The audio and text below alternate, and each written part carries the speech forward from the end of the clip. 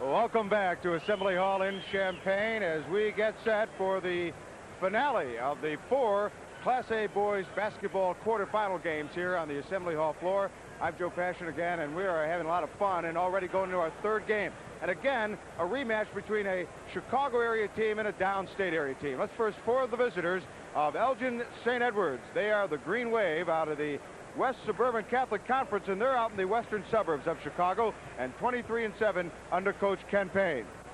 If you've never been to Elgin, it is a beautiful town, and it's what we bring up here in our Main Street, Illinois. As you drive into Elgin, you can't help but notice the century-old architecture. Old Main Academy was erected in 1855 for material seldom used outside the state of New York.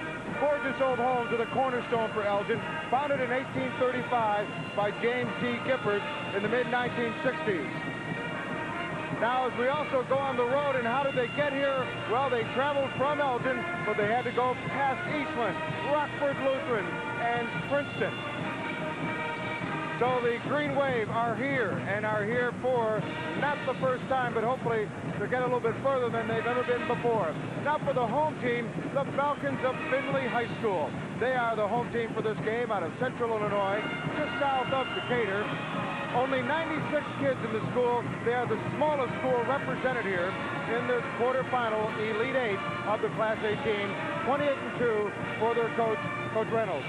An agricultural community located in the heart of Lake Shelbyville.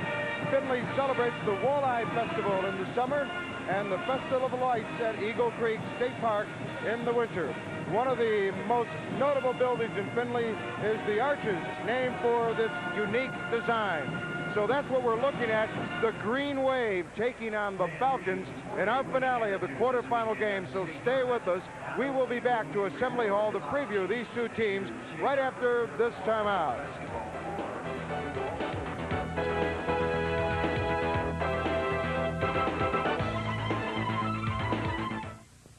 I lent my car to my brother.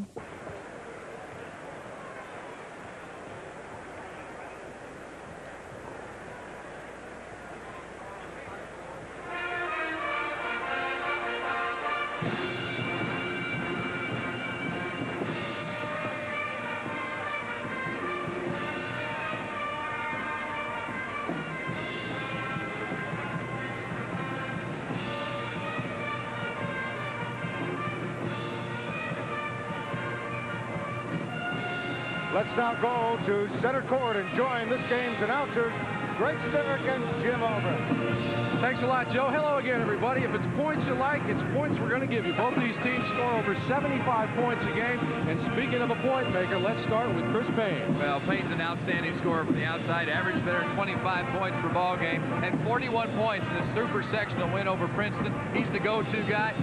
He can light it up from the outside. And when you take a look at Chris Payne, where he'll really hurt you on the drive on the inside, but he also can take you from the outside because he loves to live from three-point territory. Yes, he does. The Green Wave, though, have one big problem, and that is 2-6-7 people to go against from Findlay. We asked Coach Ken Payne how he's going to contend with that. By our full-court pressure and trying to pressure them off front so they can't make easy lobs into the post, and try to stay in front of them without letting them make it too easy. One of those 6'7" men is Clayton Stivers. He's going to Northern Illinois, and he's a tough man to stop inside once he gets it. Well, he's a big body on the inside. He's a force on the inside, and he's a good scorer on the inside. Averages better than 20.5 per ball game, but also he's one of the other twin towers inside is Eric Smith. He's a good scorer, too. Their leading scorer at better than 22 points per ball game. Look at the highlights right there. You know, Stivers right there off the dribble drive. He's a good finisher on the play. The big men can move. Keep that in mind. Let's go to Coach Mike Reynolds and see how he's going to handle the Green Wave. Well, it's pretty important because they're our scoring leaders and they've led us most of the year. However, you know, Tuesday night we showed that we still can win with them only getting 13 and 10 points and the other guys picking up the slack. So it's important but not essential, I guess. And now let us check the keys to the game, brought to you by Milk. It does a body good. Enjoy real dairy products. Look for the real seal in your grocer's dairy case. Well, for St. Edward, I think the threes must fall. They've also got a good, excellent job on the inside with interior defense. And when you talk about Findlay, they've got to contain pain, but they've also got to find some people that can step up big and give them some scoring on the inside. We've got one more team to get in the semifinals. One of your network sponsors, the Toyota Dealers of Illinois.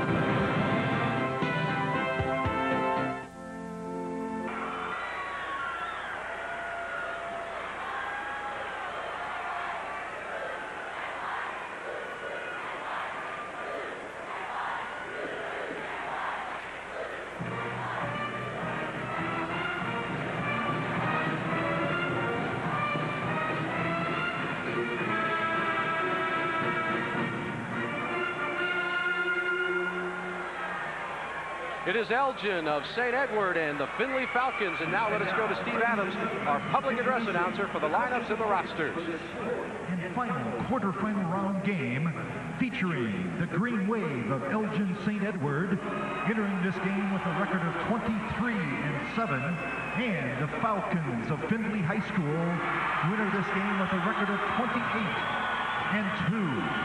First, let's meet the non-starters from St. Edward. Number 5, a 5'8" junior, Jason Phillips. Number 15, a 5'10" senior, Brett Fleury. Number 21, a 5'10" junior, Justin Rellahan.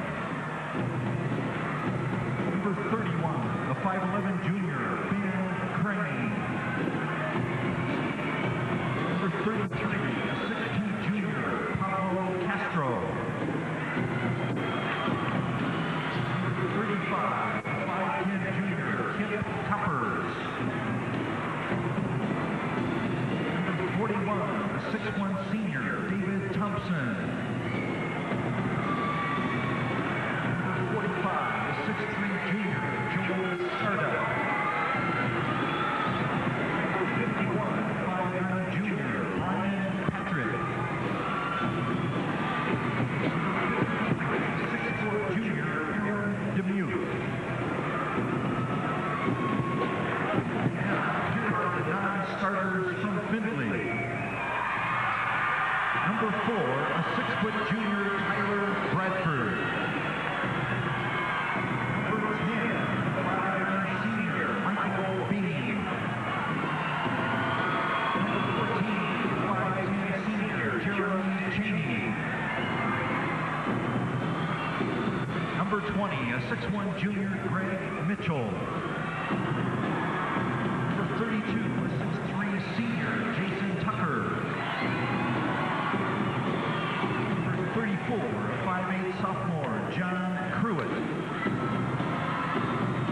Number 40, a 6'3" sophomore, Dustin Pruitt. And number 44, a 5'11" junior, Cameron Lawrence. And now, introducing the starting lineups. At forward for Elgin St. Edward, a 6'3" senior, number 13, Jason Randall. At forward for Findlay, a 6'7" senior, number 30, Clayton Stivers. At the other forward for the Green Wave, a 5'11" junior, number 23, Brian Harms. At the other forward for the Falcons, a 6'2" senior, number 22, Joey Powell. At center for Elgin St. Edwards, a 6'3" senior, number 55, Tom Gary. At center for Findlay, a 6'7" senior, number 42, Eric Smith. One of the guards for Elgin St. Edwards, a 6' junior, number 25, Mark Moslin. At guard for Findlay, a 6' senior, number 24, Tony Sparks. At the other guard for the Green Wave, a 5'11" senior, number 11, Chris Payne. And at the other guard for the Falcons, a 5'10" senior, number 12, Jim Allen. And now let's meet the coaches. First, for Elgin St. Edward, the assistant coaches are Joe Nimitz, Mike Malloy, and Mike Termini.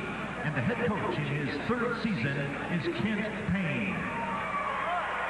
And for Findlay, assistant coach is Brett Cheney, and the head coach in his 12th season is Mike Reynolds. And now introducing The tip-off is on its way after this from one of your network sponsors, DuPont Herbicides.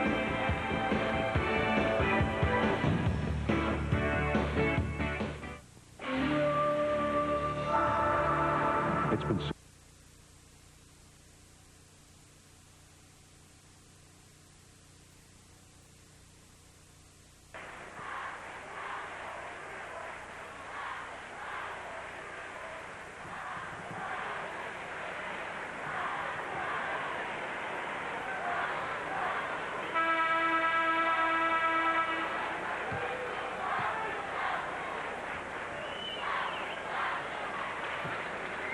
Let's see how they stack up for this 4th quarterfinal game. You'll see a man in there weighing 230 pounds. That'll be Eric Smith. That's going to be a tough matchup there when you look at Gary at 6'3", 185. But both these ball clubs really have some good size. There's some excellent matchups. Randall against Stivers on the inside. Who gets the assignment of checking Payne? It's going to be Allen. Tip is controlled by Findlay. They go right down to the big man, and he will score. Eric Smith with the first 2 of the quarterfinal game here at the Assembly Hall in Champaign. That was Jason Randall with the ball, and this is the man who lights it up. But that time he grabs nothing but air molecules as Chris Payne starts off on the wrong foot. Well, Stivers can shoot from outside, but not that time. Follow not there. Smith is there, but the rebound comes down to the green wave. Both ball clubs very explosive, look to run the basketball and move it up the floor very quickly. Roslin saved that one nicely. Tom Gary has the basketball. He is the center, standing at 6'3". They'll clear out for Payne. Payne will float and not get that one, and high for the rebound. It's Stivers. Clayton Stivers, 6'7", 190, a senior, headed to Northern Illinois. They're licking their collective chops there. Nice penetration by Allen, but he won't get it to fall. One of the captains on this team is Randall. Payne outside. He's 0 for 3. Findlay clears. Allen, the smallest man on the floor at 5'10", gives it up to Howell. Now down low to you-know-who, Stivers. He'll force it, and he walks. Well, Findlay likes to get the ball inside. They work it inside, let Stivers and Smith work inside. Those two guys combined for about 43 points per ball game and about 23 rebounds per contest. So I would say that Findlay likes to look to get the ball in the hands of Stivers and also Smith. And offensively, for Elgin St. Edward, they like to go to Chris Payne or Gary inside. Gary made a nice pass across the way, but nobody home. But see, Gary had a shot in there. Felt like maybe Gary was a little bit intimidated on the inside. Roslin was not that low on the block. It looks to me like Eric Smith must have a pregame workout that consists of chopping wood and eating about 15 steaks. Man, he has got a body. We are just underway. A minute and a half gone. 3 teams are in the semifinals tomorrow. Who will be the 4th? Smith lost the handle. It's a good look, too. See how they like to move the ball up the floor very, very quickly. Good look at Kent Payne, head coach of Elgin St. Edward. His ball club at 23-7 coming into tonight's ball game. And they are on a 12-game winning streak. Randall tried to get it to Payne, had some trouble. Ball is headed out of bounds. Beautiful save, but the green wave will come up with it in the form of Tom Gary. Roslin, 4-3. Not there. Tipped around and a foul. I think they'll get the Findlay ball club for pushing off. Looks like Sparks maybe over the back. The shot went up from the outside. And that shot goes up from 3-point territory. A lot of times you're going to have long rebounds. Long rebounds, so it's important that you get your guards to steal off and then go to the glass. Payne, good head fake. Gets himself open, puts it up. He's 0 for 4. Rebound comes down to Joey Howell.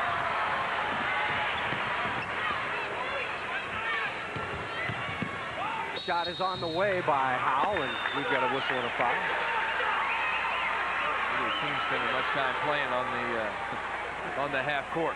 They look to get the ball up the floor quick. They're both explosive teams. Howell off the dribble drive. The left-hander, the shot doesn't go there. The battle inside.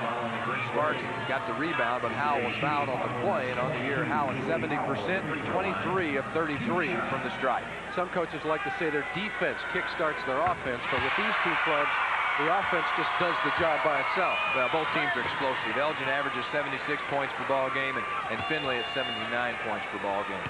Howell, who had 10 points in that super sectional win over Springfield Calvary, 62-55. That was the second win of the year over Calvary. Calvary had gotten them once in a bad pass.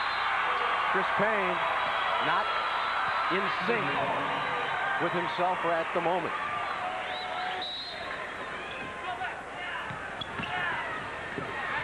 Comes the press right here. Elgin showing a little bit of press, but just a zone press. It was beaten pretty easily that time. Now they throw it away. How many times have we seen, Greg Sterick, one team start the quarterfinal game with no points in the first 3 minutes?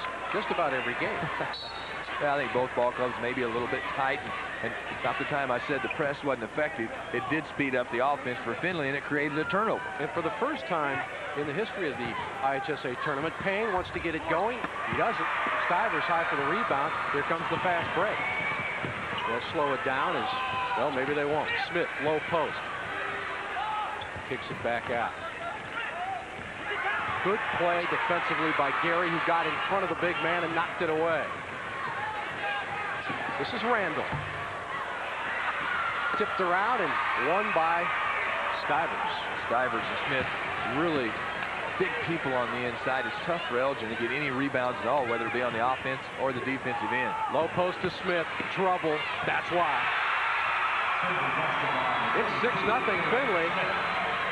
And Elgin St. Edward has to get itself together. And Elgin's got some problems. They just don't have the height and the size to combat inside against Smith and Stivers. Inside to Gary. Nice dish off to Roslin. It'll fall. Mark Roslin, the junior who scored 12 points in the super sectional win over Princeton.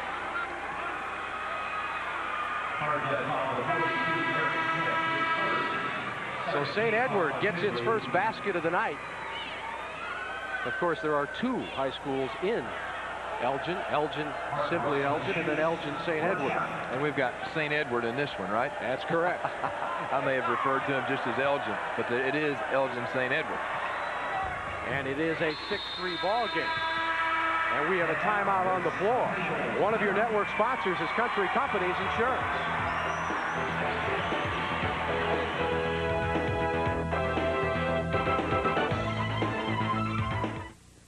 I may not know exactly what I want, but I sure know what I don't want. I don't want to end up like Uncle Harry, stuck in a frustrating job, can't afford to retire. Rebound department, that's where the big difference is. Findlay with the edge, and when you look at some of the other numbers, Findlay's really got the edge, and they've got a good start here in the ballgame. Findlay 6-3 edge, rebound department 8-2 advantage for Findlay. That's a big one. Howell and Allen playing catch out front until they can get it down inside to Stivers, who forces it up, and it will be a jump ball. The official said there was a hand on the ball before Stivers got it up to the glass. The arrow's pointing Findlay's way, and here come the Falcons. Yeah, St. Edward on that possession went to zone defense right there. Gary was there, and also Randall, I think, with the strip, almost a strip, held ball, possession arrow the way of St. Edward. Randall will penetrate, gets it over to Gary. It's loose on the floor. Harms doesn't want the shot, and maybe he should have taken it. Harms averages 11 points a ball game, but again, Chris Payne is the man that ignites things. And he needs to get on track, but they did have 3 starters back this year with this ball club, Arms, Gary, and also Randall. And of course, what really got this ball club here, Findlay, is their loss last year in the Super Sectional to Williamsville. Everybody thought they should have been here. Payne had a shot blocked by Stivers. Back to Payne. He's 0 for 7. A whistle and a foul on Gary. And the ball will belong to the Green Wave. Well, you're right. A very slow start by Chris Payne, and he's such an outstanding scorer, and they really look to him to score points. He averages 25.6 per ball game, had 41 in that super sectional win, and he really hadn't been able to get on track. Payne now 0 of 6 from the field. Of course, ball in the Falcons' hands, not the Green Wave. My mistake. Full court pressure. Howell makes a nice save. That was Allen make it. Now over to Stivers, who almost walked. No call. Bucket instead. Well, they worked good together, didn't they? Smith to Stivers really worked inside well together. Payne pulls up, needs it, doesn't get it. Rebound down to Mr. Allen. And Allen set up that last play with a nice save. Stivers again, low block, not good, but he'll go to the free throw line. It's really tough to stop this club if they keep getting those passes down low on the block. Well, they just keep going to work, and they go inside to the Twin Towers inside, Eric Smith and also Clayton Stivers, and they're just working inside from block to block, and they're just getting inside. They've just got such a height advantage. It really presents some problems for St. Edward. If they get out of that man-to-man and go zone, then you've got problems rebounding out of a zone defense. Stivers shoots 67% from the charity stripe on the year, but that one won't go into the plus category. As I was mentioning, Williamsville upsetting, a big upset, one of the bigger ones of the year last year in the super sectional. And Coach Mike Reynolds said that really put the fire in these kids' eyes. Gary down the other way for the Green Wave. Great name. Long shot, not there. Well, I'll tell you one thing. The coach won't tell Chris Payne to stop shooting because that's your meal ticket. You've got to get him loose.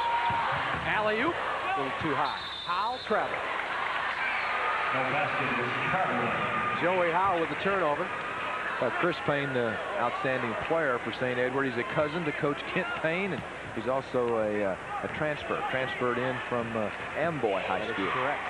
And an interesting story about Mr. Payne and his uncle, which we will relay to you a little bit later after Gary kicks it back out to Payne, taken away by Howell. Make it Jimmy Allen all the way down, but here comes Payne. And Payne will try to baseball pass down the other way, and Roslin will not slow it up. He'll shoot. Rebound Harms. Randall, will it go? No. Foul. After the shot, or at least maybe during it. I think they'll call that after the shot, Greg. I think it's going to be after the shot. But St. Edward very cold from the floor, very cool, almost an iceberg. They're 1 of 14 now from long range. Randall with a missed shot. Nice board work right there. The shot right there goes up from the outside by Randall, and he was fouled after the shot. Nice inlet pass to Gary. That'll go. Yeah, nice inbound play. Nice work that time as Gary slips in and gets the two-pointer. Now it's back to within 4. 9 for Findlay and St. Edward 5. Allen penetrates, almost loses it. Stivers, too much iron. The rebound comes down the other way. Tony Sparks gets it to Eric Smith, and they'll crank it back up. Allen from outside, not there. Sparks got it. Check that. Yeah, that's Tony Sparks. Yeah, that's that offensive rebound. A stick back once again. They're really controlling it on the... Ooh, long range. Where's Chris Payne been? He steps up, knocks down a big three. And he almost got the steal. If you're one of your first 14 and you're only down by 3, I think you have to be one of the fortunate few. Yeah, I think you feel pretty good. 3-point attempts for St. Edward. They're now 1 of 7 from three-point land. Stivers can handle the ball, as you can see. Get it over to Howell. Down low. Eric Smith turnaround. It'll go. Well, once they get it down low, Smith and Stivers really hurt you. Randall not even close on that attempt. Stivers keeps it in bounds, but his foot was on the line.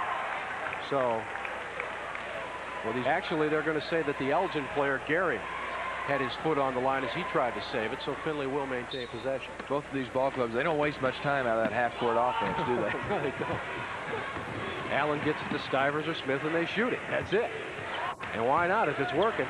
Driving is Sparks, and we've got a foul from behind on number 42, Eric Smith. With 1:10 remaining here in the first quarter.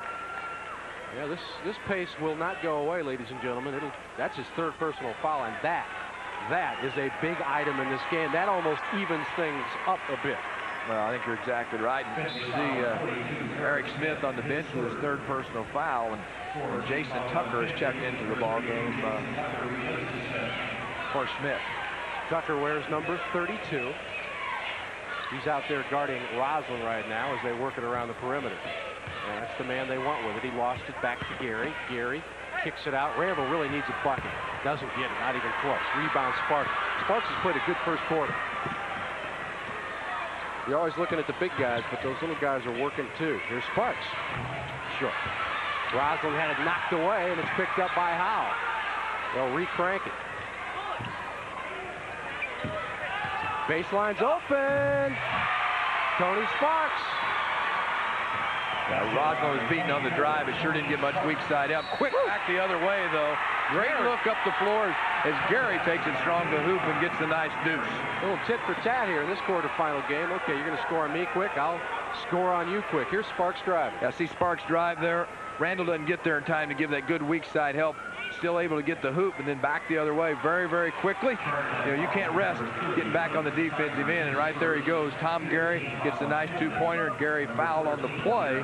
Gary, their leading rebounder, but only shoots 52% on the year from the stripe. Free throw shooting is at least half mental, but you also have to do it over and over again. Rebound Payne. He still couldn't get at the ball. He's only got one shot. He'll try again. Yeah. Oh, he stayed with it nicely, didn't he? That's his second bucket of the game. 5 points for Payne. Here comes Stivers. One on the world. Count it. 5 seconds remaining. They better hurry. Stivers stole it, and that's the way the first quarter will come to an end. With a flurry, Findlay leads St. Edward 17-12. One of your network sponsors is the Toyota dealers of Illinois.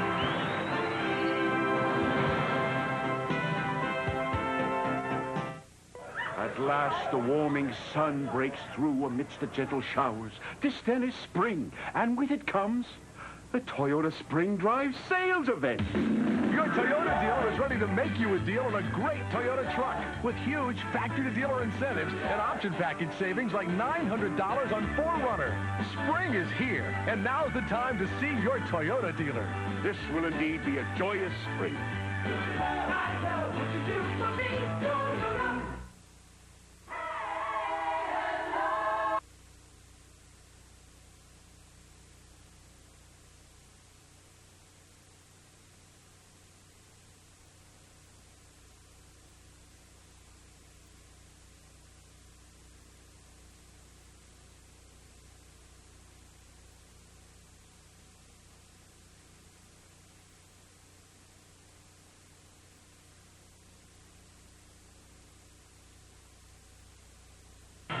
We are back at the Assembly Hall. Here are some of the keys for both clubs.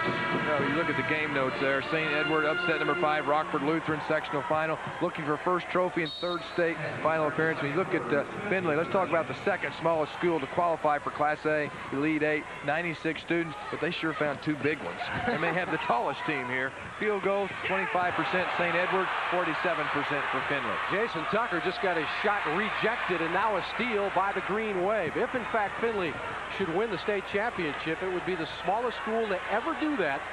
Until now, it was Hebron with 99 students in 1952 and a charge. Stivers set up shot. Really, there's not much there. Gave the fake, looked inside, put it on the floor right there. Good call by the official. No question about the call. And at that time, it was a case where Gary needed to kick it out and get into some kind of an offensive set. Good look at Kent Payne. This guy could really shoot the basketball when he played, too. He was a southpaw, left-hander, had a nice stroke from outside. Well, there's a turnover that'll come back to haunt somebody in a close game. Jim Allen just simply dribbled it off his foot as he was looking up court. Is it me, or does it take a longer time for these guys to fall like Stivers and Smith? They're so tall, they kind of like come down like an accordion.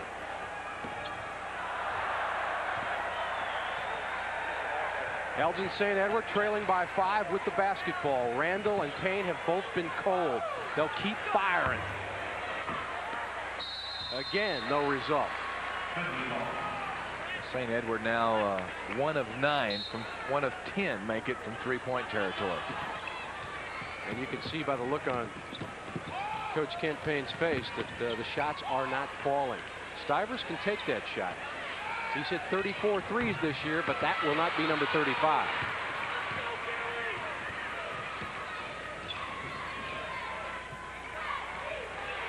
Again, it is Payne. Again, it is too hard. Rebound fought for. Green Wave all over it. Yeah, good effort that time by St. Edward to work the offensive boards. Jason Phillips in the ball game, number 5. That's not even going to be close, and it's heading out of bounds. Well, right now, Chris Payne just has to talk to himself and say, forget about all of that, and I have to play for what's in front of me, not what I've already done here. I think you make a good point. If you're a good scorer and a good shooter like Chris Payne, you got to forget about all the misses because you know the makes are going to come. Sparks is wide open. Nice block by Randall. Well, Sparks said, gee, looks like it's open. I'm going to go there, and Randall came up and got one of those almost from behind blocks. You'll see the good reaction. Yeah, once again, Sparks on a quick move, and nice block. Randall comes from nowhere, seemingly, and just a nice block on that particular play. Sparks is quick with that first step. Randall's there with the block. Well, the reason Sparks hesitated is because there was no one under the rebound. It was 1-on-3, and now a personal foul on Jason Phillips, the 5'8", 160-pound junior for the Green Wave. All the starters for Elgin are seniors. Check that, Roslin is a junior. But all the starters for Findlay are definitely seniors. For St. Edward right now, you got to feel pretty good. You're only trailing about 5 points, and you really haven't played very well because you shot the basketball, not good at all. 5 of 23. Stivers outside, just a little bit short. Roslin will clear. Either Randall or Payne just have to find the bottom of the net. I think they'll get loose. Down low it goes to David Thompson, who's in the game, and he'll go to the free throw line.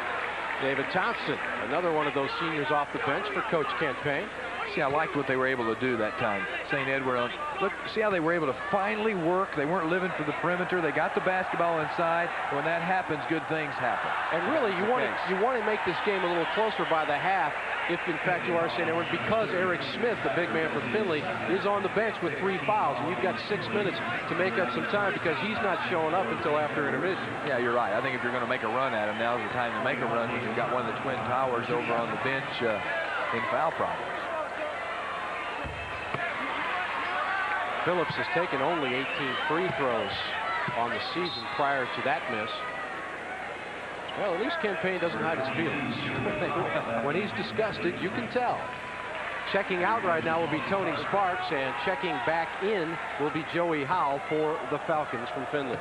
When a team doesn't shoot the basketball well, though, other phases of the game seem to go down also. When you're shooting and scoring points, your confidence levels up, and the other parts of the game, notably defense, you can really turn it up. Yeah, they break the pressure by going all the way down to Jason Tucker. And now Allen will just set it up. Setting up a double high post, or at least they were. Now they're going to shift off. Try to get it over to Stivers. No, Allen will pull up. That's going to be off the mark. Rebound Stivers. It'll not go. And the rebound comes down to Gary for St. Elgin. Or I should say St. Edward. I knew the Saints had it. From Elgin. You can get them both in that way. Payne driving, makes the move. Still can't get it to fall. Tip, no. Tipped around again. Coming out of there with it is Jeremy Chaney for Findlay. Needed that bucket. Stivers stops. Good shot. Boy, tough shot right there. Tough shot by Stivers. Tough shot. Stop. Quick up with a shot. Kiss off the glass. Jason Randall was going to create something, and that he did with the personal foul against Findlay. Yeah, you love to see players come down, stop, and pop just like that, and especially off the glass. Got Stivers now the leading scorer in this ball game with 7 points, 3 of 8 from the floor, and 1 of 2 from the line. Again, Mr. Payne is 2 of 14. Randall is 0 of 4. And that is their outside shooting, basically. So you're 2 of 18 from the outside, and you trail by just 5. St. Edward, they like that perimeter. They work the perimeter very well with the threes. They shoot 38% from three-point land, and coming into the ball game, they'd put up 678 threes and hit 261, which is right around the 40% mark. And if you're wondering why Payne is shooting, well, he's hit 30 points over 4 times this year and over 40 twice. The turnover the other way. And you think Findlay would really be dominating on the scoreboard, but they're only up by 4 points. Payne gets it over to Randall. Randall will drive and not get it. Randall almost had the rebound, but the Green Wave come up with it anyway. Nice drive, but it won't go. Tip Gary. Again Gary. Yeah! Good board work. Good board work that time by Gary. Stayed with it nicely. Had the drive. That didn't go. kind of slapped it around, kept it alive, and he just persevered, hung in there, battled, worked hard. That's what rebounding's all about. Look at the shot, hangs around. Look at Gary, almost gets the tip. He's a battler, a fighter inside, perseveres, finally gets it up on the glass, and gets the shot to fall. Now St. Edward's back to within 2, and a free throw right here cuts this lead to 1. My favorite rebounding quote from Dennis Rodman of the Pistons. I don't like to score. I like to rebound. That's unusual. 1918, we've got a ball game. One of your network sponsors is Milk. It does a body good. And the people who produce milk, the dairy farm families of Illinois and Iowa and Wisconsin.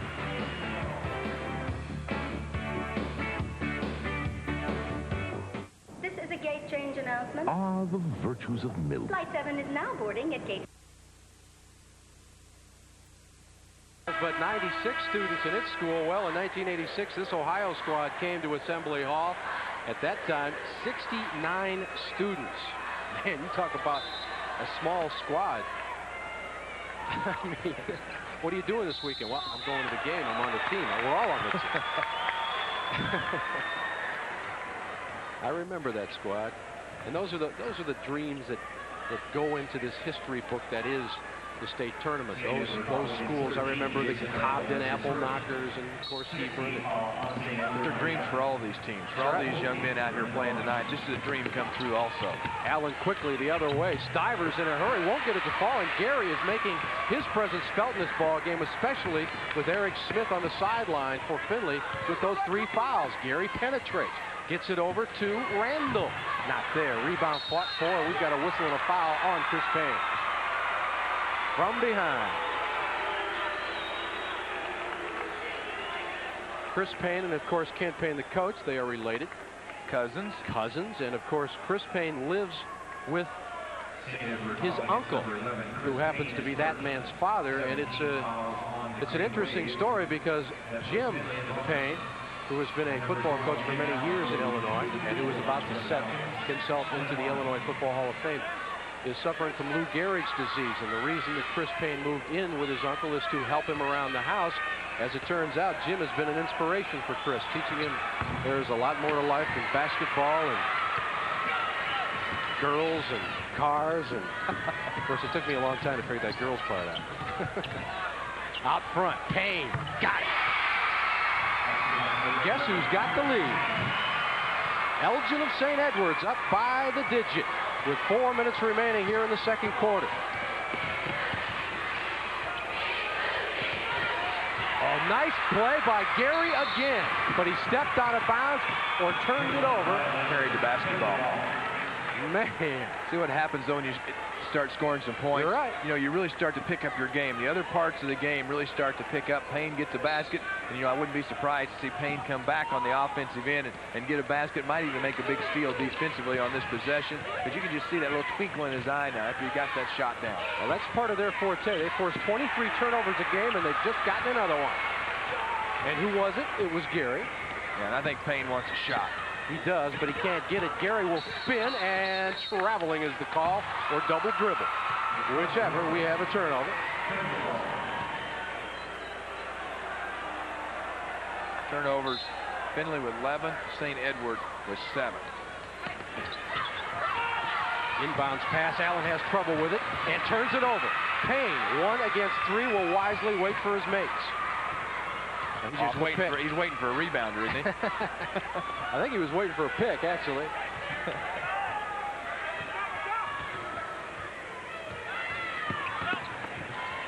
Gary shut off along the baseline. There's David Thompson, number 41. Randall has yet to hit. Thompson off the glass. Great move by Thompson. Slips in through the defense. Thompson off the bench is really giving him a lift. Nice leaner there off the glass. And St. Edward now with a 3-point advantage, 22-19. Stivers with a little stutter dribble. He goes down and forces things and gets himself a trip to the free throw line. Yeah, Thompson came in averaging just 2 points, but, you know, the statistics lie when you look at reserves off the bench. See Thompson, though, see how he slips through right there? That's a power move right there. Thompson gets it up off the glass and really takes it up over Clayton Stivers. Stivers intimidating a little bit inside. Didn't seem to bother Thompson. David Thompson knocks in the 2-pointer back the other way. We're going to see Clayton Stivers at the line at 68%. 14-4 run by St. Edward. And Stivers can't get it to fall. Well, you felt that momentum shift a little bit, though, didn't you, when Eric Smith picked up his 3rd personal foul? You felt that shift a little bit as St. Edward came alive, knocked down some shots from the outside. That man you saw moments ago, Mike Reynolds, certainly felt it. What he's saying to himself now is, let's just keep it close, get Eric back in the ball game in the 3rd quarter, keep him out of foul trouble. Thompson cutting through, not there. Payne way outside. Payne warming to the task now. Payne in double-figure scoring. Payne now with 10 points to lead all scorers. Stivers for Findlay with 8. Stivers for 3. Answer. Yeah. I think it's about time to loosen our ties.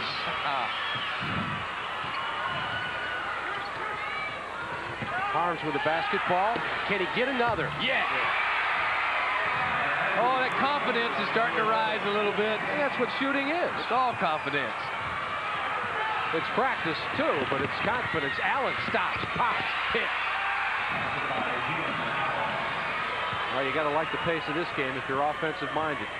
Randall down on the block. Gary against Stivers. Gets it to fall. Tough shot inside that time, Gary. Had to lean back to get away from Stivers. Put a little nice high arch on it. Got the shot to fall. Stivers is breathing a little heavy out there. He's taking a rest as his team sets up the offense, but I'm sure if he gets the ball in his hand, he'll know what to do. Sparks, tough shot, won't go.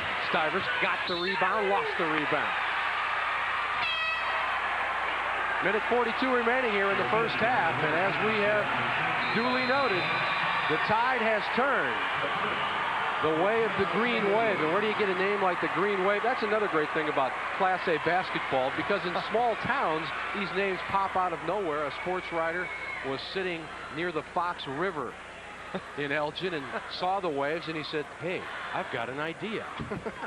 We're going to name him the Green Wave. That's exactly how it transpired. Well, I'm glad you told that story and not me. I'm not sure anybody would have believed me. Now, what river was it by? Fox River. Joe's Passion is standing by courtside. Joe, take it away. We have a very special presentation at Meet here. A gentleman that has been here for 30 years, Art Kimmel, the Illinois High School Association Radio Network. Is a very special presentation. Indeed we do, Joe. To Art Smith, WFRX in West Frankfort. To Art from the Illinois High School Association, your 30th year consecutively of coverage of the Illinois State Tournament. Congratulations. What do you remember most? That's a tough question, isn't it? Well, I remember a lot. You know, I think the biggest thrill we had was when West Frankfort came here in '86. Our own team. We had our own team to root for. Thrilling to have Benton here. Watch the Southern Illinois team. It's been a lot of fun. Congratulations, Art, and we hope you're back here for another 30 years or so. Well, so do I. Absolutely, Art. Good job. Thank you so much. Thank you very much, Art. And Art Smith is not only a broadcaster, but the owner of the station, so you better be coming back here. Part owner. All right, we'll make sure the other guy gets it. Thank you, Art Kimball, and let's send it back over to our guys who are looking forward to being here. 30 years down the road, can you see Jim Albrecht and Greg Sterick being here? I could, but with not as much hair. I was about to say they'll have to tone down the camera lights because the shine will be a little bit too much for everybody at home. I know Art Smith personally, and he's a veteran broadcaster, and he's meant a whole lot to Southern Illinois basketball. Full court pressure applied. They break it nicely. Green Wave's coming. Baseline Gary. Ooh, that was a close call. I don't know if the man was set up or not, but Gary bowled into him, but the official said he was not set. So the foul will go against Findlay. Joey Howe will pick up his 2nd personal. There you see Mike Reynolds in his 12th year. He's compiled 231 victories. I wonder if he remembers every one of them. He's very subdued, isn't he, over there on that bench? Very subdued.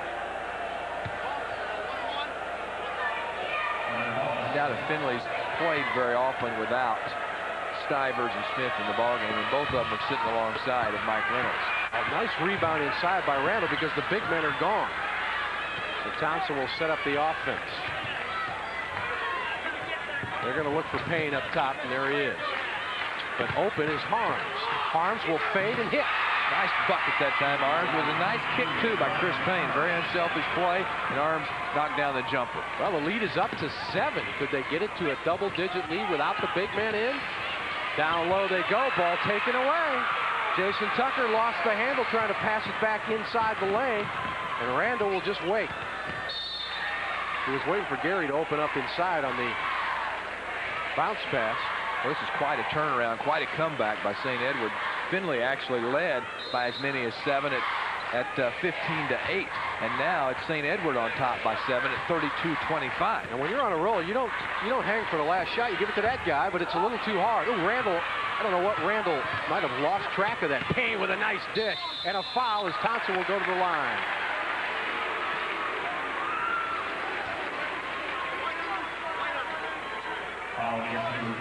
Well, Payne looks like he's going to go up to shoot. He draws all the traffic. A nice dish right there, as you called it too, Jim. And Thompson very active. A good catch by Thompson. And Thompson looking for the basketball.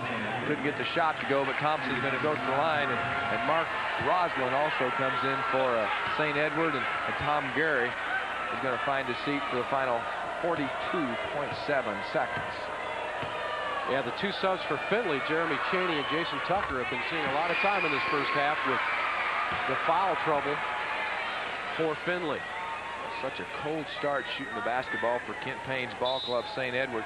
They were one of their first 14 field goal attempts to start the basketball game, and now they've really warmed to the task. They're 12 of 37 now from the floor, 3 of 16 from three-point land. I know there's a lot of Princeton fans sitting at home maybe watching this saying, boy, that could have been us down there, and it almost was, because the super sectional game against the Elgin St. Edward Green Wave was pretty tight, but you know what turned it around? A three-pointer by Mr. Payne, and he was fouled on the play. The other way, Howell gets it to fall, and that's a big bucket for Findlay. They need to get some points before they hit the intermission. They trail by 7. Now we may see a final shot situation for the Green Wave. I think they're going to be patient and get the final shot. Well, maybe not. Randall, yeah, they will. Let me coach you a little bit right here. Go for it. Come on, fellas. Let's back it out. You got it down to 10 now. Let's take that last second shot. Put the ball in the hands of Chris Payne. Kind of spread out. Set a pick. Let him work. Up. No good, but let's go to the foul line. Good coaching. It worked. St. Edward out of the Suburban Catholic League from Kane County. Their enrollment is 622. I know we've mentioned that the Falcons' enrollment is about 96, and you'll see the coach's instructions. Well, just a clear-out play for Payne, and Payne takes it all the way. And 4 defenders of Findlay just collapsed on him, and one of them picked up the personal foul, and so it'll be Chris Payne at the line. And this guy's been deadly at the stripe, 85%. Not this time. Thompson almost had the rebound. Howell instead. 1 second. Throw it up, Jim Allen. It'll go over the board, and we are over with the first half from Assembly Hall. St. Edwards of Elgin has come back thanks to some foul trouble from Findlay. We'll be talking with one of these coaches in just a moment. But again, when you got one of your big men with 3 fouls with 6 minutes remaining in first half, you got problems. And of course, Stivers sit out 5 minutes of that last quarter. Well, I think a key was when Eric Smith got some foul problems. They had the advantage on the inside. They were able to go to Stivers and also Eric Smith, and it was a good start by Smith until he got into foul problems.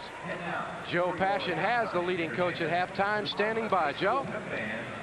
Watching the game early, you'd wonder when they're going to come back and how they're going to do it. And I would imagine you want to keep it going in the second half. How will you do it? Well, I don't know. As long as we make a couple shots, we'll be all right. And we came out, we just couldn't put the ball in the basket. We played pretty good defense, throughout to keep us in the game. And then, we start getting a little bit of confidence shooting-wise. And, with the big kid getting taken out of the game with foul trouble, that helped us, tenfold. All right, keep sinking them, Ken. We'll see you in the second half. Thanks. All right. Ken Payne, the head coach for Edwards. They lead here at the break. Let's send it back over to center court to Dick and Greg. Or to Jim, excuse me, and Greg. Thank you, Joe. It's 34-27, St. Edward in front. One of your network sponsors, American Airlines and American Eagle.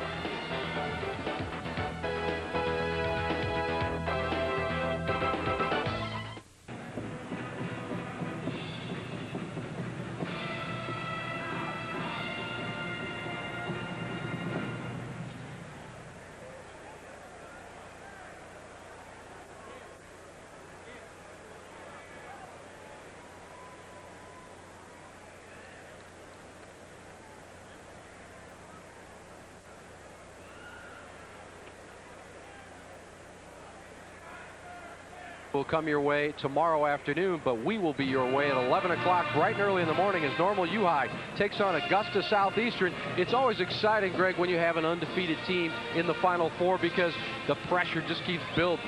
Well, I think you're right, and they're an awful good basketball team, but we've seen some good basketball here today. Oh, yeah. You know, I enjoyed this first half of play. Findlay raced out early, grabbed that 7-point lead, and St. Edward just couldn't find the range from the outside. Their shooters were ice cold. They opened up, hit one of their first 14 field goal attempts. They began to warm up. As they knocked down shots, confidence began to build. Smith in some foul problems. You know, right now, St. Edwards, they're really controlling the basketball game. And, of course, if you are the Elgin St. Edward Green Wave, you want to concentrate on trying to get the ball inside to Gary at the start of the second half because that's where the big men are. If you can get 4 on Smith, you've got the ultimate advantage, but I don't know if that'll happen. Well, I think Smith's an awful good ball player. Stivers is awful good on the inside, but I do agree that St. Edward can get the basketball inside to Gary, and now as they're starting to knock down some shots from the outside, the inside's going to open up. But I also thought a player off the bench. I thought Thompson really gave him a lift. Really went the boards hard for him. He was a contributor, made some free throws, made a basket, and they were able to find him to come in and give him a lift on the inside, too. And if you forget about that start from Chris Payne and just look at the last 5 minutes of the second quarter, that's the Chris Payne everybody has been talking about. Well, when you talk about Chris Payne, you know, if he misses a few shots, that's not going to bother him. He's still going to light it up. He led everyone with 13 points in the first half. Don't go away. The nets are still cold when these two teams are concerned because they're going to warm them up. We'll return after these local messages.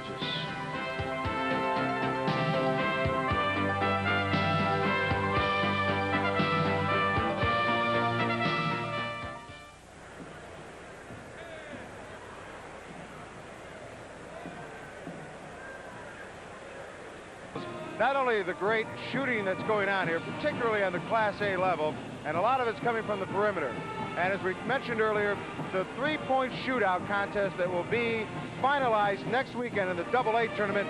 And one of the gentlemen who is somewhat a proponent, somewhat a critic, Dick Lady is the head basketball coach at Lena Winslow. And give us what your positives and negatives are, Dick, about pulling the kids out for the three-point shootout preliminaries. Well, I think it's a great opportunity for the players who would not play on the floor to come down here and show what great shooters they are. It's also a great opportunity for them to show A versus AA and see who's the best shooters in the state. I think the timing of when they run the contest before the regional could be a little better planned. I don't like somebody going out before a ball game and shooting in a contest there, but I think it's an opportunity. We've got 32 Class A players that are going to be here that aren't here this weekend, and it's going to be great for them. Well, I think you really said it very well, and very honestly, while we were on the break, Dick says, you know, this is a tournament I really love being here as a coach, but the AA tournament as a fan, and I think it just adds to that great environment of the AA tournament next weekend. Oh, I think the three-point contest and the slam dunk contest are going to make it a real festival.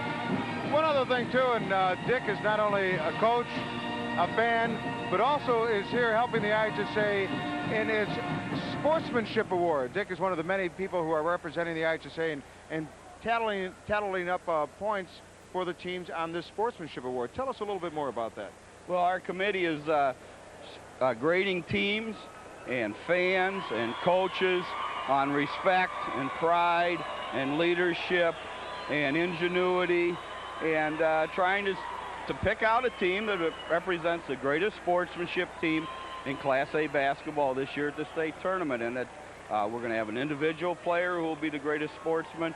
And I think it's a concept that the IHSA has studied, something that we need to do. We need to recognize and reward good sportsmanship. Dick, thanks for coming along here at halftime. We hope you enjoy the rest of the tournament. Thank you. All right, Dick Lady, and we will be back with more of this Class A quarterfinal finale here on this Friday, and we'll be back right after these messages from our local stations. The Green Wave have an advantage. It wasn't always that way, but they started chipping away early. They got down early, but they came back when they needed to, especially when the inside was vacated with big men.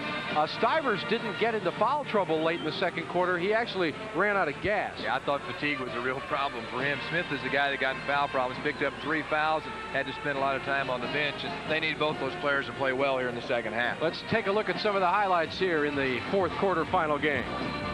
A good look inside to Gary right there. A nice kick right there as Roslin slips in and gets a nice shot on the inside.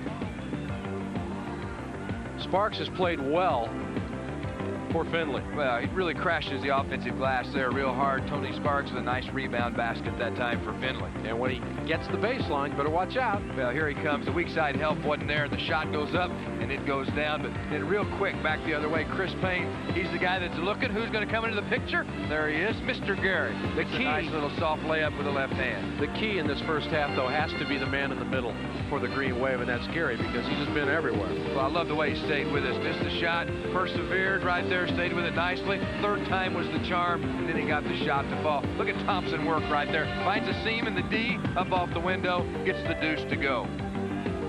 Now here comes Payne right there from outside. Chris Payne, the finisher, the three-point shot for Chris Payne. Chris Payne now with 123 threes on the year. Look at the halftime stats. Field goal department, 32% for St. Edward, or almost 41% for Findlay. Three-point field goal. St. Edward 3 of 16, 1 of 3 for Findlay. Free throws 7 of 11 for St. Edward, 4 for Findlay. Rebound 21-19 edge for Findlay. Turnovers, Findlay 13 turnovers in the first half. Those halftime statistics brought to you by Milk. It does a body good. Enjoy real dairy products. Look for the real seal in your grocer's dairy case. Joe Passion is standing by waiting for Coach Mike Reynolds of Findlay, who has... Michael Reynolds, in the locker room at halftime, can you summarize for us what you were telling your kids to get back in the ball game? Well, we got to rebound a little better than we're doing right now. They're getting too many rebounds. Smith's got to stay in the game, obviously. When he was in there, we was ahead. He got his third foul in the first quarter, and we've got to keep him in there. I don't think they can stop him if we can keep him in there. All right, Michael, have a great second half. All right, thank you. Thank you very much, Michael Reynolds. And in the meantime, let's send it back over to center court and Greg and Jim. The second half tip-off headed your way. We'll return after these local messages.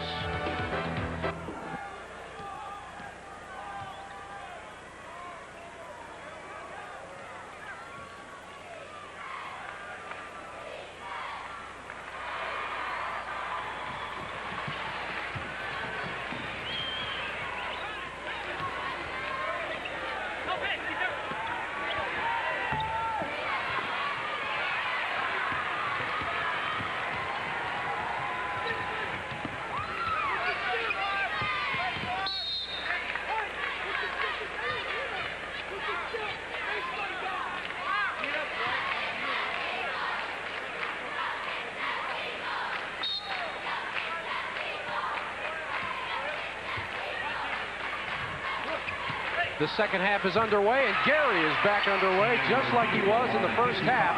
36-27 now as the advantage grows for the Green Wave. Almost a steal in the backcourt by Harms. Allen somehow gets out of that three-man trap and drives, but doesn't score. Stivers lost the handle, but he was fouled, they say, by Harms. Randall may be going to get that foul. Let's see who's going to get that personal foul. It is Randall, corrected. Randall. Both of them there. Harms was disgusted with the call, I guess. Gary with the only basket here in the second half. St. Edward now on top by 9. Eric Smith, who had 3 fouls in the first half, had a nice touch on that one, but it wouldn't fall. Findlay can go up by double digits. Payne outside, count it. Boy, that was perfect rotation on that one. Payne a nice three-point shot there. 12-point lead with that three-pointer. Stivers tried to create something, but there was nobody home across the lane. You see Payne, he had that look right up front, about 30 feet away. He wanted it. He has that look when he wakes up in the morning. Gary with a finger roll. Gary gets his own rebound back. Can he score from there? He can. Well, I like the way Gary's working inside on the boards. Their leading rebounder, that time a nice offensive stick back. And what Findlay needs to do right now is just get it to Stivers like that and slow down and go back to their original game plan, which is pounded inside. They don't have to get into this up-tempo thing. Gary to the glass, too hard. And it's stolen away by Payne. Payne, will he make this? No. One against the world, and it's stolen from behind, but they say Randall got a hand on the man. You see, Payne hesitated. He said, I don't know. I'm open, but there's nobody down here but me. I don't think he really hesitated. I think maybe he was looking to see if he was behind the line. Yeah, you might be right. Make sure it was the three. He's put up 12 threes. He's 4 of 12 now in three-point shooting, 6 of 21 field goals. And what an interesting phenomenon the three-pointer has created. People now back up to take a shot. In the days of old, your coach would have killed you if you didn't take the shot in close and backed up. And a whistle and a foul. Is that on Randall? Let's see.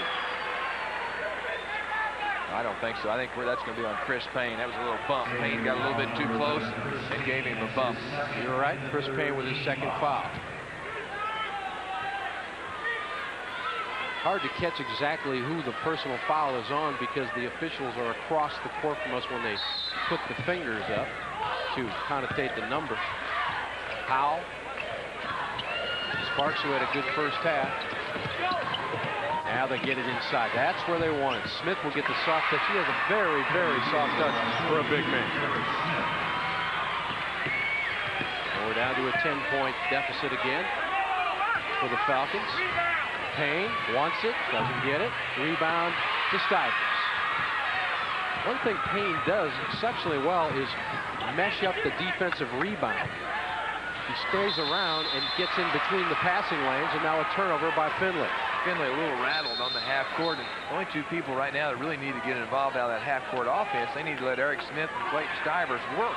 I agree with what the coach had to say. I don't believe they can stop Smith once he catches inside. We've got a timeout on the floor. 10-point deficit for Findlay. One of your network sponsors is Radisson Sweets.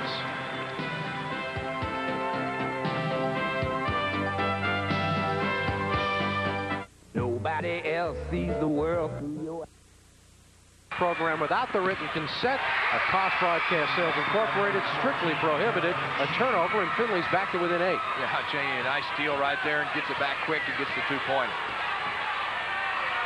Remember what I said, you can't copyright that steal. And another turnover. Smith finds it in his hands, a baseball pass. That would have been a good idea, but not in this situation. Jeremy Chaney tried to find Stivers, and Stivers had his back to him.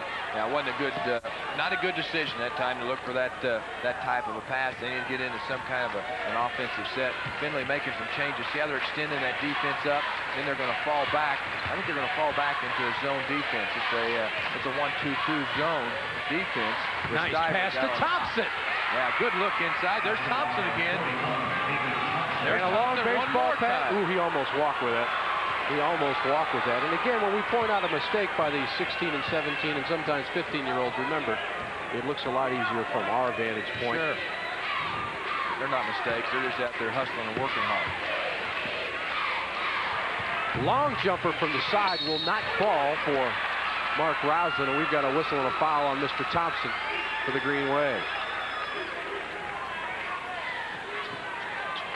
Findlay making its first ever Elite 8 appearance, although they are used to the Super Sectionals. Look at that turnover ratio. Findlay's turned it over 18 times, only 9 for St. Edward. Good look at St. Edward head coach Kent Payne. But again, Elgin uses this in their game plan. They force 23 turnovers a game. That's a lot of pressure that they put on people. Down low to Smith and a foul on Thompson before Smith could whirl and deal. So Thompson picks up his third personal foul for St. Edward. Smith's so big inside. He's just a big body, 6'7" and about 230. Look at that post up. Look at the wide base right there of Smith. Nice catch. And Howell just made a bucket while you were looking at that replay, so back come the Falcons. Nice dish, Gary. Well, when you need a basket in this game, it's been Gary that's played big. Steps up and gets a big basket for you. Gary's got that little scoop move. This man has the glass pretty much down pat. Eric Smith. As we go back and forth here at the Assembly Hall. 8-point advantage for the team with the basketball. Make it 11. Chris Payne for another 3.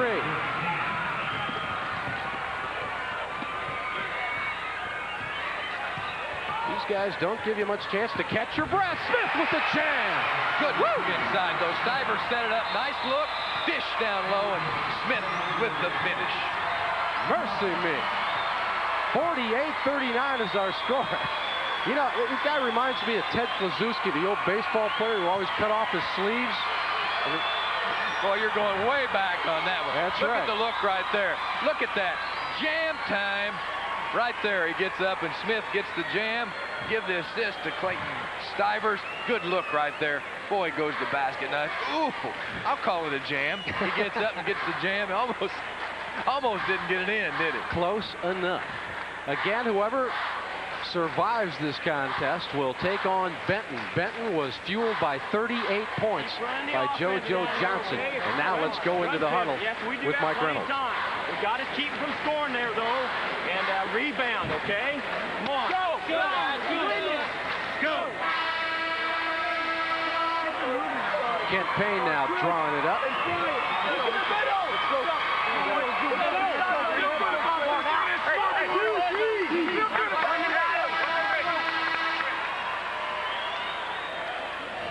The Mountain Man. He has not really decided what school he wants to go to yet, but there's got to be a few schools out here who can use a 6'7", 230-pound big man inside. Green Wave will kick it around. That's Roslin. Harms is number 23. You know who this is. Payne took his eye off the basketball, got it back, won't nail it down. Here comes Findlay. He took his eye off the ball because he was already ready to shoot. It hit him in the head, and then he got it back and fired anyway. But to no avail. Smith, touch. Yeah, nice Findlay's touch. just pumping it inside, Jimmy. Just keep pumping it inside, and Smith keeps responding. And they've got plenty of time. We've only gone 5 minutes through the third quarter here, so a lot of basketball yet to be played. And most importantly, Greg Sterick, Smith has gone this entire quarter so far without a foul, so he's still sitting on 3 in the personal department. And Findlay continues to play that zone defense. He's very active out top, but Smith and down low on the bottom, he's really not guarding anybody. Oh, Gary gets it blocked by Gary right Smith. there. Did challenge him. Gary went in. Smith said, not tonight, man. 48-41. Findlay trailing by 7 has the basketball. The give and go to Sparks. It will not fall. Tipped out of there and out of bounds. It'll belong to the Green Wave. And look at Smith hustle. If I'm on the bench over there and I see 230 pounds hurtling at me, it's time for the old fire drill. Hit the deck. Watch the effort here, right here. Look at him going for the basketball. Eric Smith. Oh, my. Look at that. Up over the top. 3 of those guys had their eyes closed. Jumper, not there. Brian Harms couldn't get it to fall. Payne will try, and in and out. Smith with the rebound. Stivers pulls up. He'll want glass. He'll get glass. 48-43 now. Trailing by 5. Whew, what a game we've got. Now, Smith and Stivers now combined for 27 points. Almost an over and back. Taken away by Sparks. Fouled on the way up by Jason Randall. Well, Tony Sparks just kept after it. And there you see the look of dejection on Kent Payne's face. Fellas, we were up by double digits, but they're pounding it inside.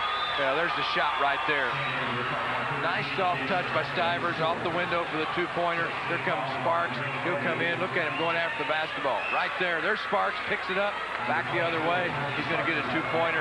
Then Randall comes in the picture right there. Almost right in your living room or family room and picked up the foul. And it was Stivers on the point of that defensive pressure that set that up by knocking the ball away. Well, St. Edward had a 14-point advantage.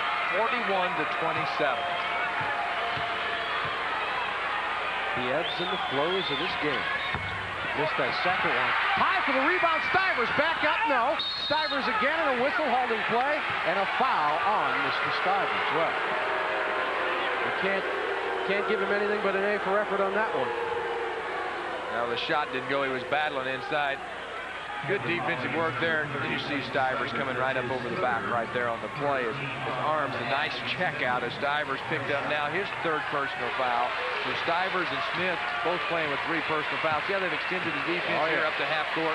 It's still a zone. It's a trap, but it's a half court trapping zone defense. Open is Payne.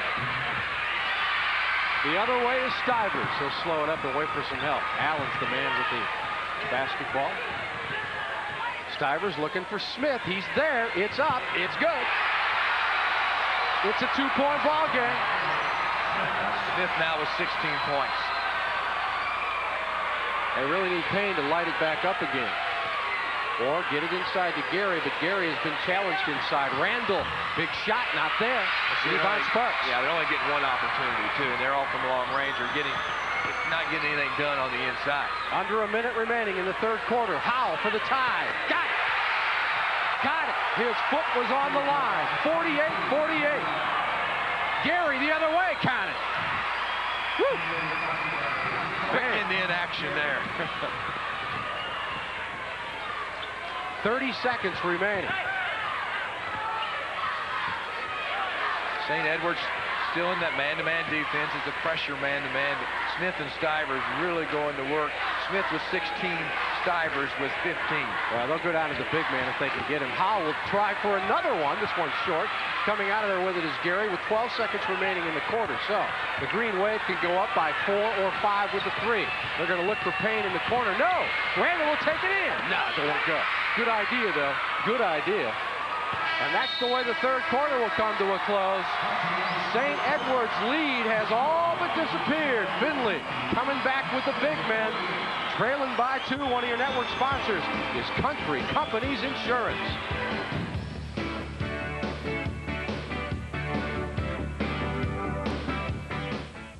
We thought the engine had caught on fire.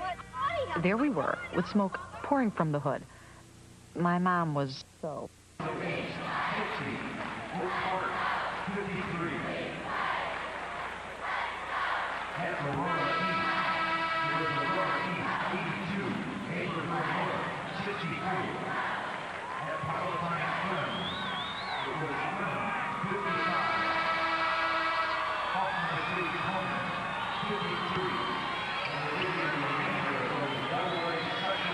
Our game summary brought to you by Toyota. Well, when you look at the game summary for St. Edward, it's been Gary with 15 points, 10 rebounds, 5 of 26 from three-point line. Smith in the third quarter with 10 points, and that's been the difference, and he's got 16 in the ball game now. The Toyota dealers of Illinois, I love what you do for me, Toyota. Allen wants a 3. In and out. Rebound comes down to Harms. So the Green Wave escape, losing the lead. That shot kind of surprised me a little bit. I thought they'd go right to either Smith or Stivers. Payne has 16 three-point attempts. The record for attempts from 3 is 17. Underneath, won't go. Mark Roslin had what he wanted, just couldn't get it to fall.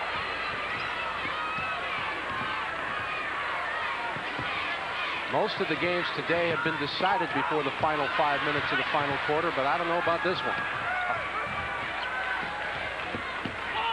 Oh, he's open. Stivers is open. He'll make him pay. 50-50.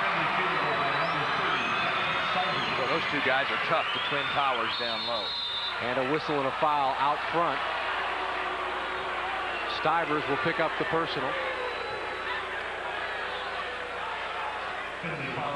Good kick inside. Stivers right there. Nice play by Stivers on the inside. When you come back the other way, picks up his 4th personal foul on the defensive end. So Stivers with 4, Smith with 3. Gary with the basketball. Off the glass. Won't go. Roslin back up and in. Big bucket by Mark Roslin ahead of the offense, and the defense is Smith. Well, Smith, an excellent job of running the floor, and he gets the easy basket there. Randall. Payne. Not enough. That ties the record for attempts. Payne underneath. Scoops won't go. Gary trying to fight for the rebound, but he didn't want to foul, so Sparks came out of there with it. Allen again the other way. My goodness, another 3. Oh! Big 3. Big 3. Finlay with the lead and the steal almost by Stivers. Stivers better be careful. He's playing with 4. This place is going to go up for grabs here in a moment. The coach is saying, I'm not giving you the ball back until you run the offense right against this half-court defense. Did you see the 3 by Jim Allen? Oh, once again, it even surprised me that he put the shot up from the outside. Big 3 by Jimmy Allen. Well, he's taken 145 three-point attempts before this night commenced, so he's used to it. Open is Randall. In and out. Smith with the rebound, 6 minutes left.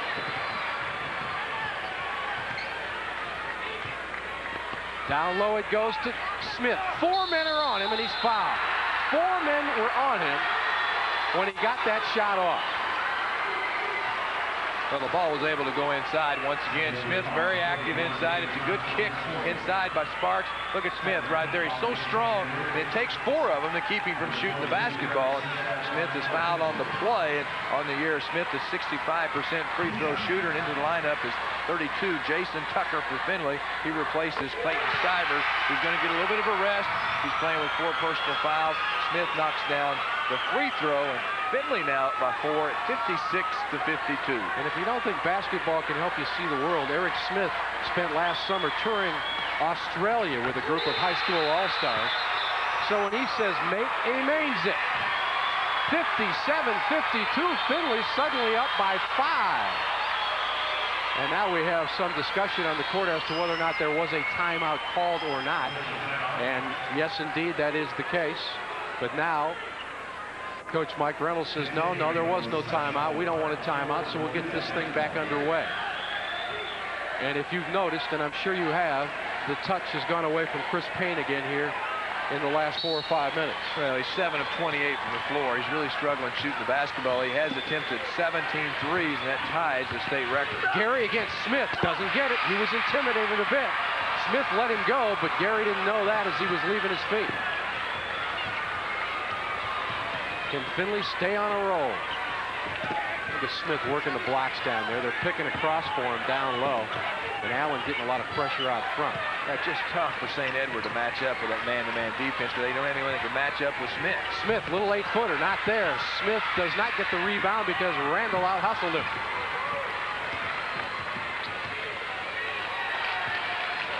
You all know what the Green Wave need right now. They need that.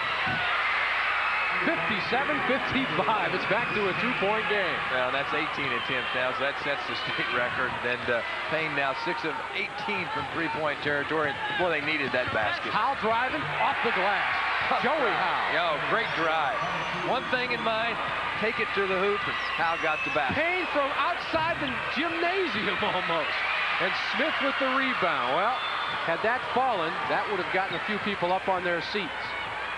He dialed that one up, didn't he? Man. Can you shoot from another county? Is that illegal? Another area code, maybe. And a foul on Thompson. I think that's Thompson's 5th personal foul. Let's check it. I think he's going to foul out of the ballgame. Yeah, that's 5. That's from the way he's reacting. It is indeed his 5th. Checking back in will be Mark Roslin. And we have a 1-and-1 coming your way. Now, Thompson fouls out with 7 points on the evening. Well, Mike Reynolds looks a little more relaxed, but he has the same expression he had in the first half when St. Edwards was making that run. That's because he knew that he was going to have Smith available for the second half. What a turnaround this has been. It was a 14-point advantage by St. Edward, and now they're trailing the ball game by 4 at 59-55. And Findlay's had a lot of players step up and have good ball games, and the play of Sparks has just been outstanding. We talk a lot about his offense, but he's also got 11 rebounds in the game. And he's got that free throw for a 5-point lead.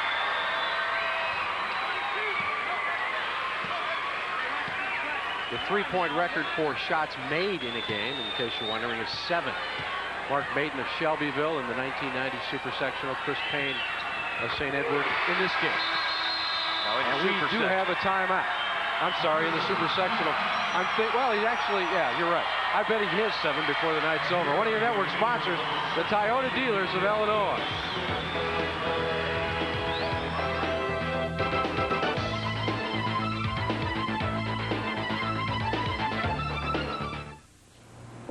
Spring, time of year when all I see St. Ed's stands for Jim Payne. He's Kent Payne's father. He's done so much for this club. It's their way of paying him back. The number's 32 minutes to their next goal. That, of course, is how many minutes in a game? 96 minutes to their biggest goal. That is being a state championship. In fact, even the coaches wear 32 and 96 on their wrist on a Band-Aid. That's how much faith this team is bringing into this game. Back to Jim and Greg.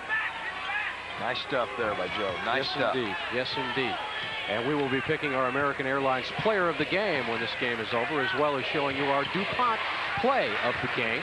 Inside, Gary gets stripped, tries to fight back for it, and he is fouled. Persistence paid off for Tom Gary of Elgin St. Edward.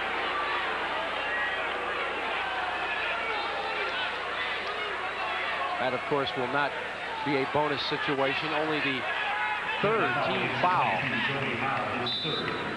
on Findlay here in the second half, so that's much to their advantage as well. Chris Payne, by the way, has 6 3-pointers. One more will tie that record set by those 2 other people we mentioned. Nice dish to Gary. Gary has a very tough shot because Smith was right there. And now the momentum has shifted back to the men with the basketball. They're up by 6, and they can take their sweet time, pound it inside. Allen in and out. Look at that. Now that is boxing out, folks. That ball fell to the floor between 4 St. Edward players. Payne, and that is painful for him because the ball won't fall. We've got a whistle and a foul on Jason Randall. And we'll go the other way for free throws. The shots just aren't falling for Chris Payne. He's now 8 of 31 from the floor, 6 of 19. And see, it's a little leaner, but see, that's a tough shot. It is. He's leaning in the lane area. That's a tough shot. Really shot the ball a little bit flat. Then you see the play inside. It's a battle inside. Randall picked up the personal foul. And you see Randall is he leaves the ball game, and he's fouled out with 2 points. And that is 2 players for the Green Wave fouling out. David Thompson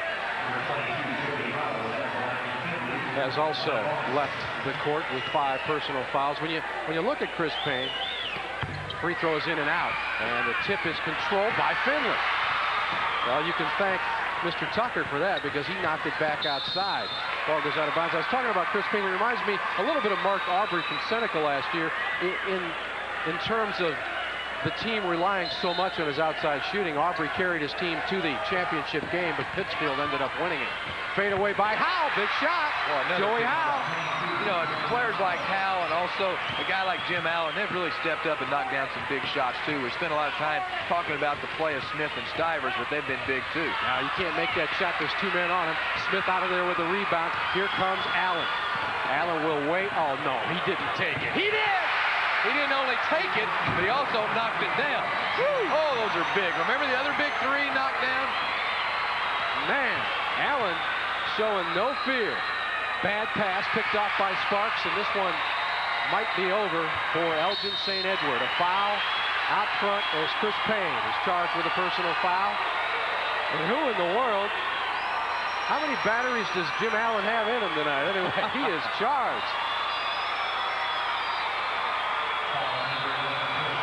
Now, when your team is up by a good margin, in this case 8, and there's nobody down to rebound, this is what you do, right, Greg? Well, this is called confidence in your shooting stroke from outside. Look at Allen. Boy, just squares up, and Allen averages better than 11 points per ball game. You know, he's deadly from 3-point range. He's got his average up to about 40% from 3-point territory. Okay, let's see how Coach Kent Payne is going to try to come back.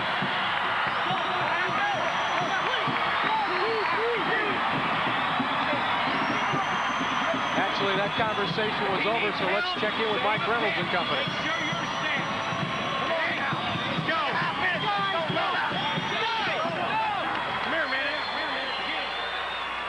Mike Reynolds has done such a good job with his Findlay ball club. All year they were 28-2, but the job that he was able to do to get his ball club in position to challenge in the second half. It was tough going for him in that first half, Jim. As you recall, with one of the marquee players, Eric Smith, and foul problems, but he was very cool, very confident. Felt like once he could get Smith and Stivers in the ball game together in the second half, they could take control, and Smith really did that, especially in the third quarter.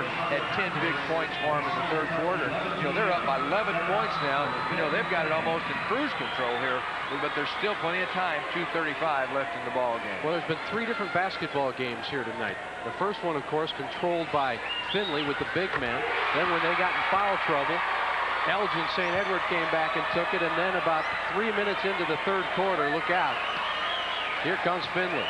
Allen, who averages 11 per game.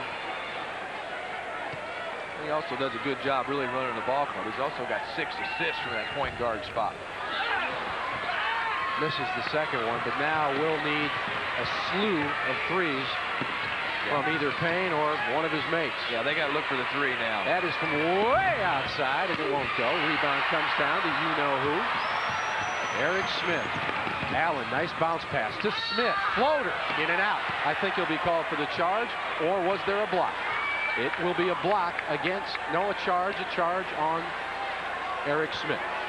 Smith doing a good job running the floor, but a little surprised on this play. You see Smith go up, but you see the charging foul. And really, on that particular possession, I was a little surprised that Findlay didn't back it out. You know, they don't really need points. They need to run time off that clock right here. They're enjoying a 12-point advantage. 2:16 left in the ball game. I think that was Jason Phillips taking that charge. He only weighs 160. Smith, of course, has about 70 or 80 pounds on him. Roslin inside. Gary, yep, needed that one. 2 minutes left to go. It is a 10-point deficit. Up ahead again is Smith, but he'll kick it out, need some clock. See, that's the decision they should have made on that last possession. You talk about Gary. Gary's had 19 points in the ball game, and he's had a tremendous basketball game for St. Edward. And Sparks will go to the free throw line. Just about everybody on this ball club has contributed. You look at Allen with the three-pointers. Howells hit some big buckets. You know what Smith and Stivers have done. And Sparks, an unsung hero, coming in with an 8-point average, but playing far, far above that tonight. Well, the other thing he's done, he's really gone to glass hard. That's where I think Sparks has really given us some help. He only averages 4 rebounds per contest, but in this one, he's been big on the glass. Had 12 rebounds in the ball game. Jason Tucker is checked out, and Stivers is back in. A free throw not there, and that is what the Green Wave need. They need missed charity tosses. The pick for Payne. Oh, he's going to have to force that one, and that's the result. Tip Gary now. Rebound Sparks, and he's fouled. Gary made a nice effort to try to get that tip back in, but as you can see, when you're down by 10, the defense knows where to hang. They're hanging on the perimeter. That makes it doubly tough for a guy like Payne. Oh, and how quick a ball game can slip away from him. You know, Findlay had the early lead, and St. Edward was able to take control of the basketball game in the first half, and, you know, St. Edward led by as many as 14 in the ball game at 41 to 27, and you know, then all of a sudden, look at it now. It's a 10-point advantage for Findlay. And we get a good look at Tony Sparks, and he gets a good look at the net. Normal U High opened up the quarterfinal round with a 55-34 victory over Sherrard. That was followed by Augusta Southeastern taking care of Fairfield 59-44. Benton beat St. Martin de Porres 64-50, and now Findlay has a 12-point advantage over Elgin St. Edward. Howell with a steal. Allen. Stivers was wide open, but Allen said, no, we got to get rid of some time here. Don't forget, we'll be naming our American Airlines American Eagle Player of the Game shortly, as well as our DuPont Play of this contest. You know, and I'm sure we're going to probably select one player, this American Airlines American Eagle player of the game, but it's been a very balanced attack. But Eric Smith is the American Airlines player of the game, the American Eagle, American Airlines player of the game. Eric Smith, 20 points, 14 coming in the second half, 12 rebounds, 9 of 13 from the floor. And remember, he set a good portion of the second quarter on the bench. American Airlines and American Eagle, something special in the air. Findlay's much more than just Eric Smith and also Clayton Stivers. This is a good basketball team. They started slow, but they're a much better team. I think you'll agree. Won't take a real top-notch analyst to figure this out, that they're better with Stivers and Smith on the floor, aren't they? That's correct. And of course, when you come here for your first ever elite appearance like Findlay has, it's good to get off the snide. Elgin, of course, has been here before, but that is what it looks like when it's not going your way. That's what you call disappointment, isn't it? It's part of life. If you learn how to handle disappointment, you'll be able to handle happiness a lot better as well. But in a game like this, you want to move on, but only one team can.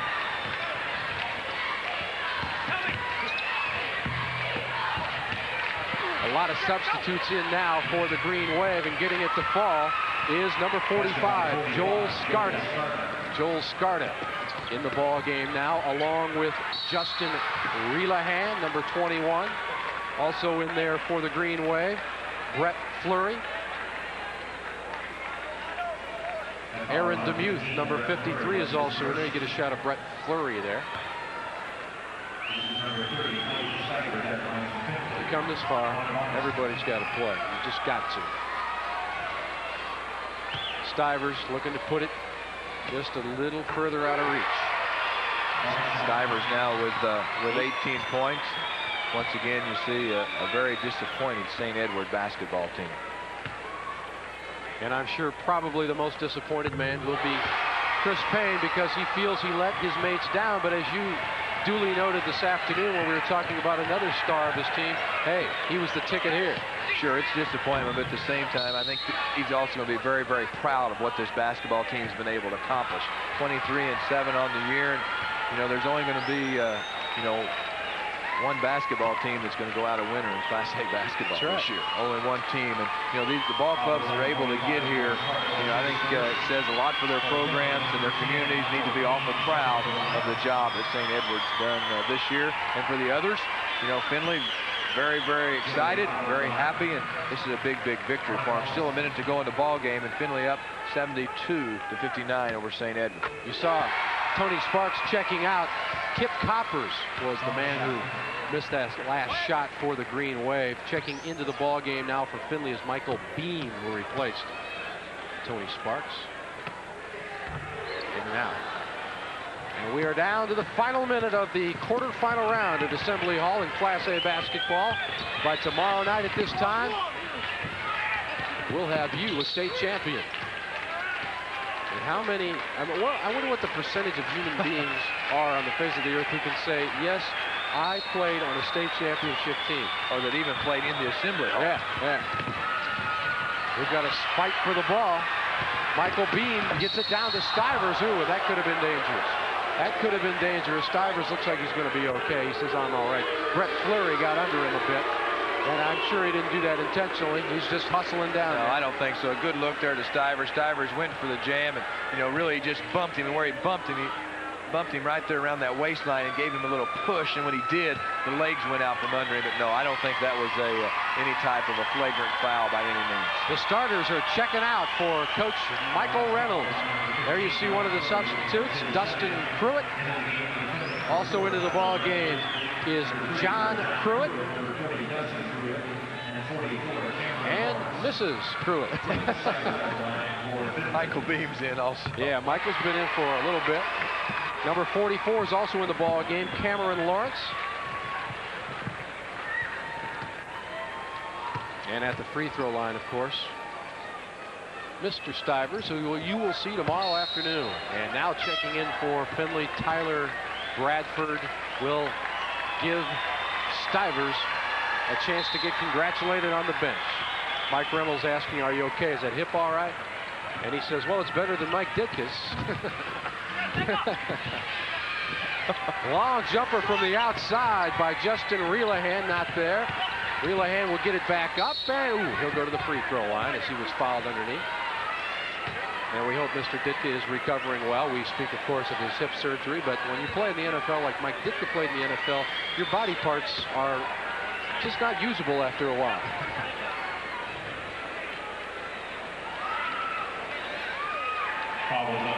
Of course, they say that Mike Ditka, when he gets out of the hospital, he was operated on yesterday, he'll be back in action in 3 months. So knowing Iron Mike, that means about 3 weeks. Yeah, best wishes to Mike. Who knows? He's probably watching us. I hope so.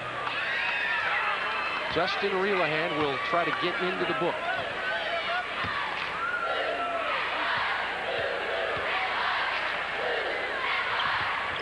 And he does. And now another substitute coming in for the Green Wave. That will be Ben Crane. Ben Crane checks in, and Reelahan will go out. St. Edward's put up 34 three-point field goals in this ball game and only hit on 6 of them. Man. Well, there's your story. Beam with the basketball wants to get a shot. He will, but that will not count because he traveled with the basketball. We hope you've enjoyed our broadcast from the Assembly Hall, our 2 sessions. And again, we'll be back at you tomorrow morning at 11 o'clock. Long jumper outside, not going to be there for Crane. Michael Beam's coming the other way, and it's knocked away.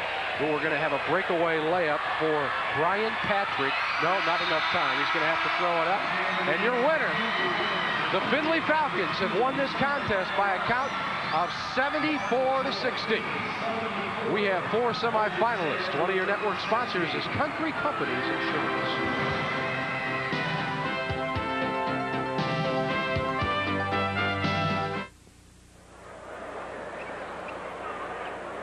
They come from towns as small as Pinckneyville and as big as Chicago, all filled with hope, some destined for glory. We got to get the ball back and score before they...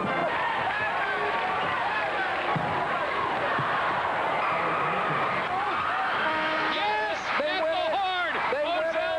To all the teams and all the fans, the country's behind you.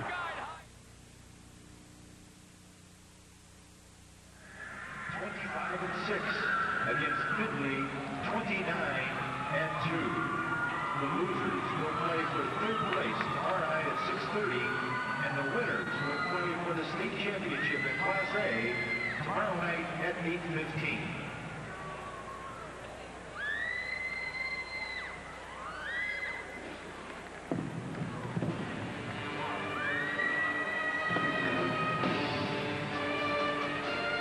Before we bid you good evening from Assembly Hall, let us look at our DuPont herbicides play of the game. It came with the score knotted up at 52s. Well, and it was a 3, and it was by Jim Allen. Jim Allen looks everybody off, then he just bangs in a long-range three-pointer. It was a big, big shot from the perimeter, a three-pointer by Jim Allen. That gave him the lead at 55-52. He later knocked one down that gave them a double-digit lead. The DuPont Total Post program, flexible control at a competitive new price. Well, they were without their big men for a little bit. Of course, Eric Smith with 3 personal fouls in the second quarter, but they came back and pounded it inside, as you can see by the numbers. Well, Findlay shot the basketball 27 of 52, a little better than 50%, only 28% for St. Edward. There's the story. 3-point field goals, 6 of 36 for St. Edward. Free throws, 17 points at the line for Findlay. Rebounds, Findlay with the edge, 45-40. Turnovers, Findlay with 21 turnovers, only 13 for St. Edward, but so what? Findlay wins it in pretty convincing fashion. Okay, and our final stats, of course, brought to you by Milk. It certainly does a body good, even his. Enjoy real dairy products. Look for the real seal in your grocer's dairy case. We are going to be back. One of your network sponsors, of course, is Milk. It does a body good, especially in Illinois and Wisconsin, because they make it good.